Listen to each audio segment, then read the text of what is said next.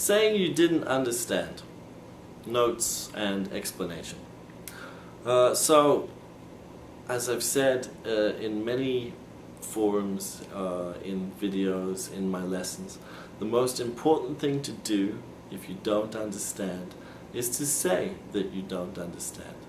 To say very positively and confidently, I don't understand, is a lot better than to be silent and nervous and have a face like this or looking like this.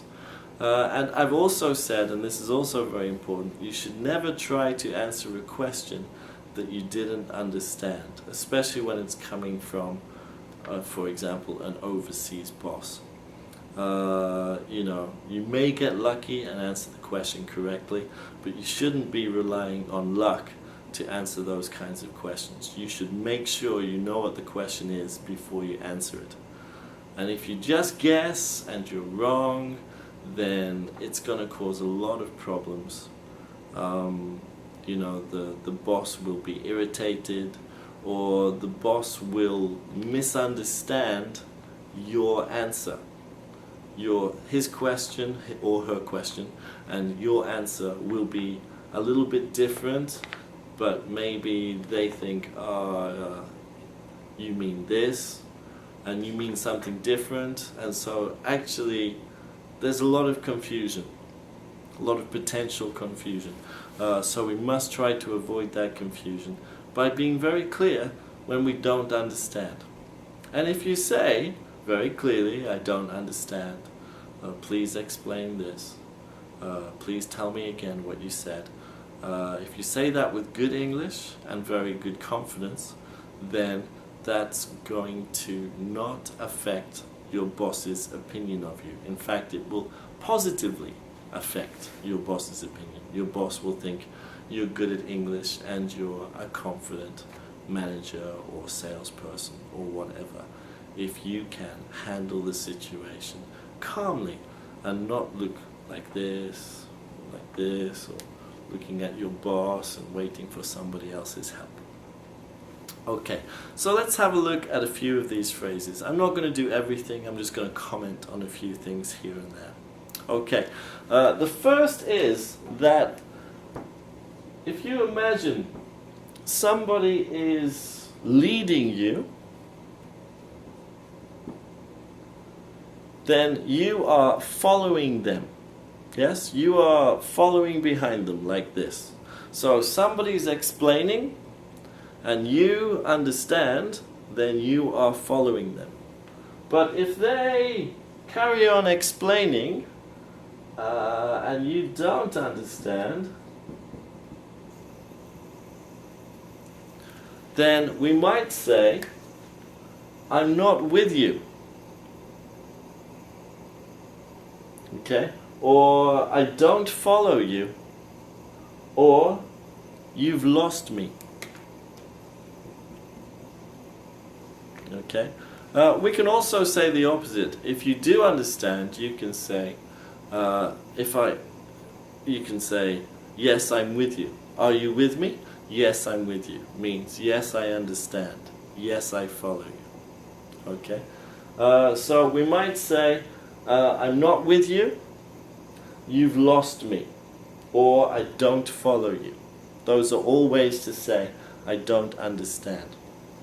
Okay, and we can say that we're a little bit confused, so I'm a little confused, or I'm not really with you, or I don't really follow you. That's the soft way to say. I'm a little lost. You've lost me a little bit.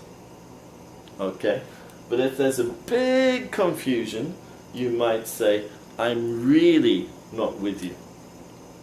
Okay, I really don't follow you. You've completely lost me. I'm completely lost. Okay, good. Okay.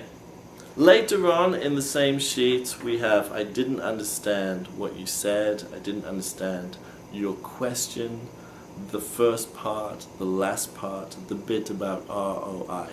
So it's good if you know you understood some, but the last part was confusing, or the part about ROI was confusing, then you can say, I didn't understand that last part. I didn't get that part about ROI. Okay, I didn't really follow the first part. You can say things like that.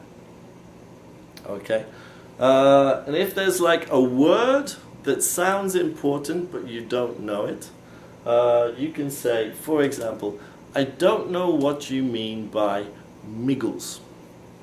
Now I've got miggles in my example sheet here. Okay, miggles has no meaning. It's just an example word. It's a nonsense word to show you that if you hear a word and it sounds to you like miggles, then you can say, did you say miggles? What do you mean by miggles? I don't understand what you mean by miggles. Okay, finally, the last two phrases are only for very, very high level people and casual situations. If you imagine somebody is talking to you and explaining, usually it goes into your ear and into your brain. Okay? But if their explanation is too complicated, it misses your ear. It misses your brain entirely. And we say, I'm sorry, your explanation went over my head. It was too complicated. Okay? That was a bit over my head. Your explanation was too complicated. Okay? And in a very casual situation, you might say, whoosh! That's the sound of something going very quickly over your head.